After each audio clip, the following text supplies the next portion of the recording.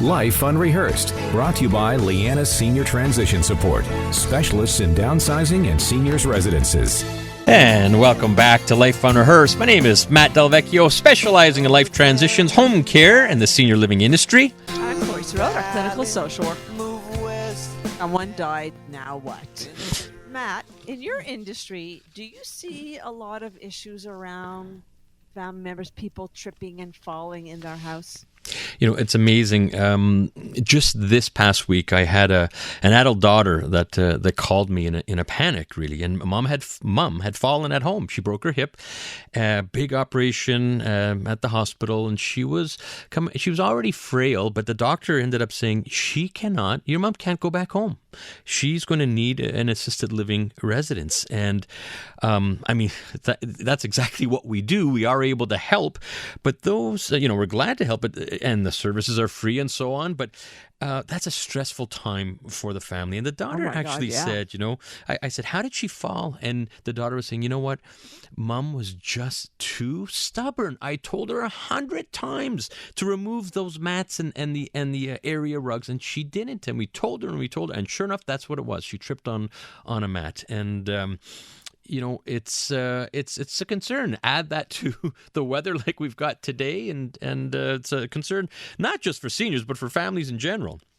Oh, I agree absolutely, and that's why I'm really pleased that today, welcome everyone to our segment on helping moms and dads, where we provide guidance and support to the sandwich generation. We have very, very interesting and knowledgeable guests that are covering a huge array of topics. And really, the idea is to help families cope with the challenges of the aging process and as well as parenting. So, Matt, apropos our discussion, what's coming up this week? Yeah, we wanted to talk about slips and falls. And in fact, the Canadian Institute for Health Information shows that 4 out of 5 hospitalizations involving seniors were caused by falls. And so, are you at risk for slips and falls in your own home or even outside? And should we be making some small changes around the house that can keep you or your loved ones safe? So here to talk about this is Gabi Rosberger. She's a partner in Ergovie, which specializes in home safety evaluations for seniors, as well as ergonomics. And Gabi has 49 years of experience as an occupational therapist, with the majority of her career spent at the Jewish General Hospital. We've had Gabi on before. She's a breath of fresh air and so knowledgeable. Gabi, welcome back to Life Unrehearsed. Thank you so much for having me. It's nice to be a regular on your show. Well, we're glad to have you. So let's start, Gabi, with some of the high-risk areas for slips and falls inside the home. And you've got quite the list. Yes, I do. And in fact, it's very interesting that you talked about area rugs and scatter rugs, because that's actually the first on my list. I think that's one of the biggest problems. Another one is walking around in stocking feet, because you can slip very easily. Having often used items stored in hard-to-reach places, too high, too far, too low. Getting up on step stools and ladders. Excess furniture and clutter. Electrical cords, running all over across the floors. Sitting on the edge of the bed when dressing, especially putting on socks. Getting dressed, standing and balancing on one leg. And of course, last but not least, the grand finale, the bathroom, of course. Holding on to moving doors for support. Holding on to towel racks for support. Just remember, you are not a towel. You weigh a little bit more than a towel. Bath mats should only be on the floor when exiting showers with wet feet. No non-slip mat in the tub or on the shower floor is also a danger. And having no proper grab bars. So that's pretty much a very good list. It's a huge laundry list of very important items to take. I hope people were taking notes. I know I was. So I understand that part of your role as an occupational therapist is that you do go to homes and you make visits and you perform assessments for prevention of slips and falls. Can you provide us with what would a typical home visit look like? Okay, so the first thing, we want to know what the client's concerns are. Where are they afraid to be? Where are they having difficulties? We also want to know about relevant medical history. So if you've had a history of falls, if you had a stroke, if you have arthritis, those are very important things, because those kinds of symptoms or illnesses do affect how you manage to do things. We ask if there's a history of even just one fall, where it happened, and what were you doing when you fell. We observe how you interact with every part of your living space. Because you don't usually have just a problem in one space. You may identify it as only in one space, but if you have a problem in one space, in all likelihood, you have a problem in other spaces as well. We identify all the risk factors. We make the necessary recommendations on how to reduce the fall risk, such as recommending specific equipment, adaptations, and home modifications. And I don't mean redoing your whole home. Sometimes these are very small things that you have to do to modify. Yeah, that's what I like about that. You're listening to Life Unrehearsed. Matt Del Vecchio here with Corrie Sirota, and we're talking with occupational therapist Gabi Rosberger about how to avoid slips and falls inside your home, and we're also going to talk about outside. Gabi, you bring up so many good points, and I love when your team goes in to do these assessments because there are some things that might not be obvious to the naked eye, and your team goes in and it's very obvious to you. This is what you're doing every day. So can you give us some of the more popular recommendations that you would make? Okay, number one, get rid of area and scatter rugs and general clutter. Okay, keep electrical cords out of the way. Wear shoes or go barefoot around your home. Have strategically installed grab bars in the bathroom. Sit in a chair with arms when getting dressed rather than on the edge of the bed. And if you use a walker, take it everywhere. It actually should be your new best friend. Everywhere you go in the house.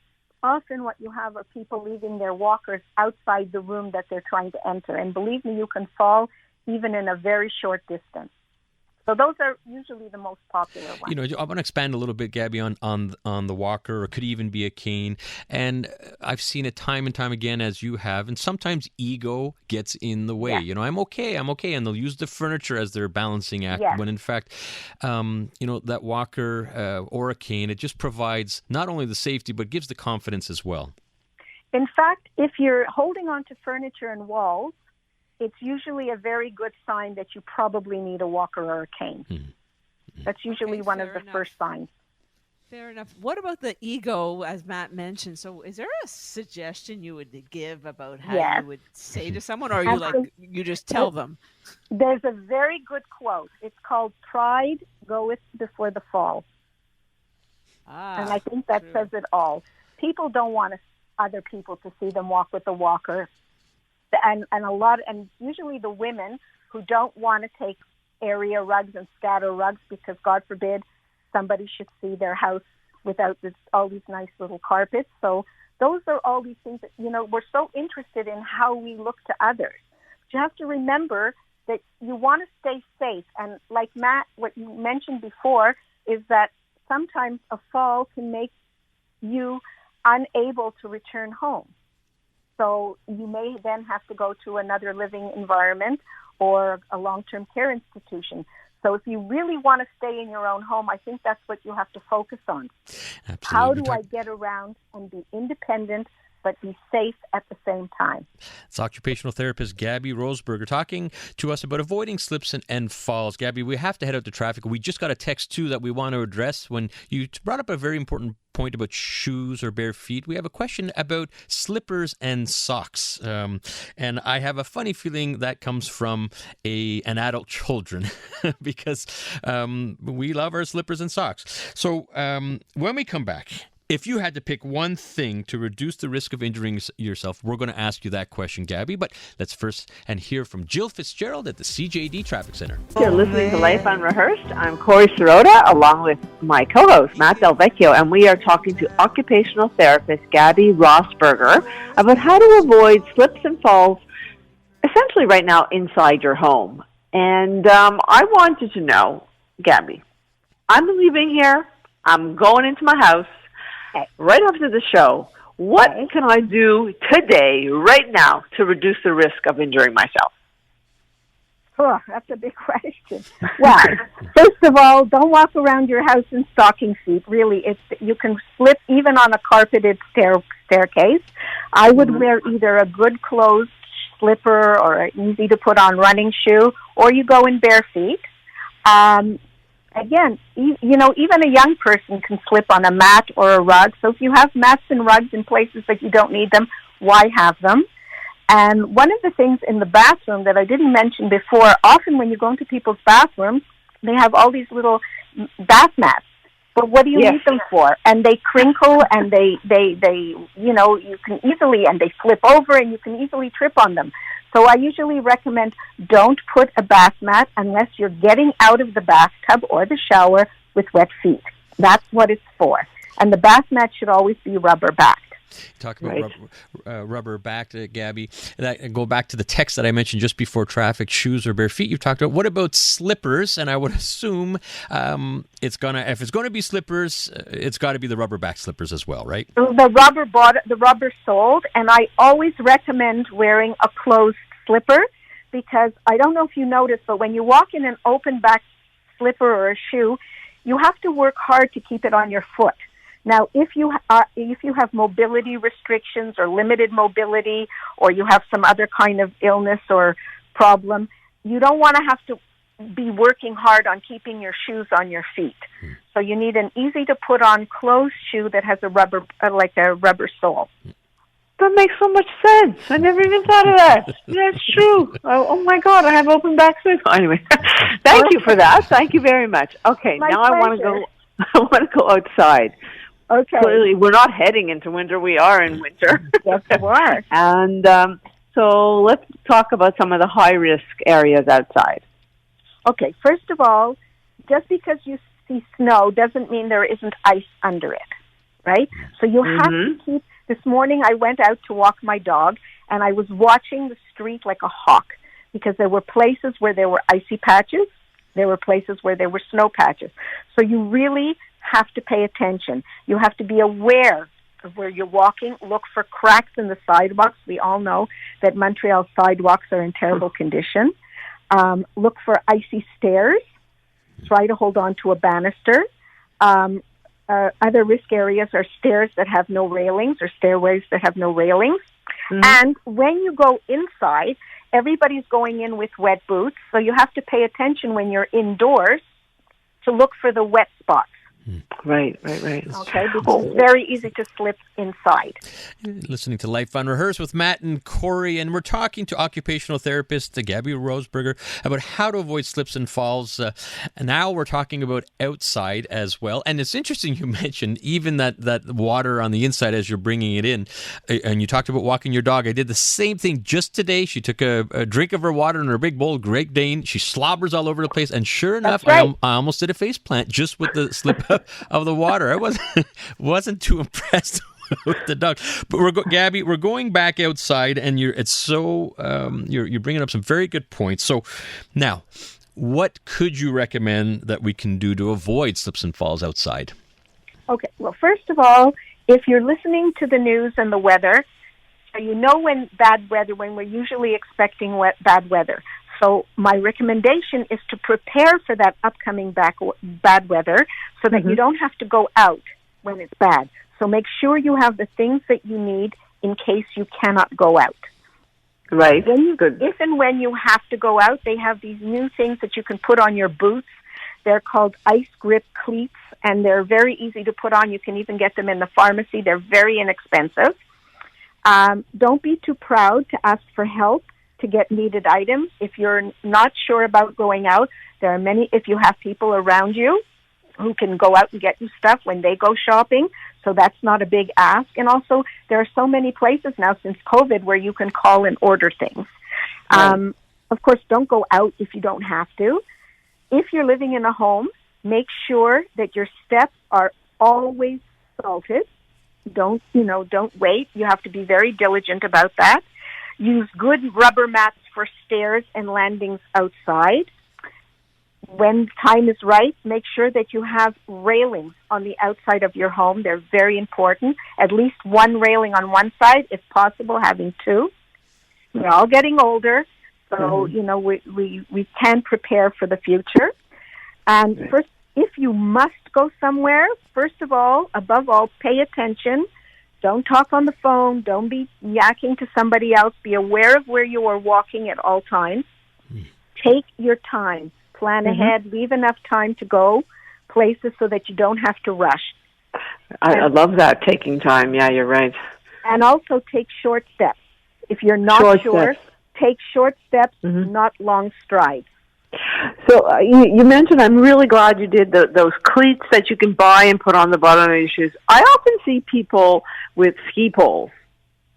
Yeah, I kind of wondered what your take on that was. And also, like, I don't ski, so I don't have ski poles. Is there something else that would be helpful we should be using? I think when people walk with the ski poles, it's not to avoid falls. I think it's to help. It's kind of, I guess, a cooler way instead of using a cane. Because if you've ever gone skiing, you know that ski poles do not keep you from falling. If you're going to slide on the hill, you're going to slide on the hill whether you have a ski pole or not. That's right. You got to watch it. All right, Gabi, we need to head out. We want to thank you very much. Wealth of information, wonderful tips, and we want to thank you for keeping us safe once again. How can people get a hold of you? Okay, so we have they can go to our website, ergovie.ca. You can read all about us, and there's a way to contact us through the website, or you can call 514-887-0621. Wonderful. All right, thank you very much, Gabi. Thank you, and hopefully I'll get to see you next year at this time, too. That's right. All right, that's Gabi Rosberger. She's an occupational therapist and partner in Ergovie. Corrie, what do we have next week? Next week on Life Unrehearsed, our bodies just don't need exercise, so do our brains. So join us to learn about how to think your way into good health. And are you or someone you know considering a move? Join us for some exceptionally helpful tips on how to downsize. Yeah, getting those questions quite a bit. All right, thanks for tuning in to Life Unrehearsed. And as a reminder, for all your inquiries or assistance with home care, seniors residences, or downsizing, it'd be my pleasure to help. Our services are completely free. Call me at Lianas Senior Transition Support at 514-622-8074 or lianasservices.com. Many thanks to our technical producers, Jimmy G and Benjamin. You can listen to Life Unrehearsed here on CJAD 800 every Saturday at 3 p.m.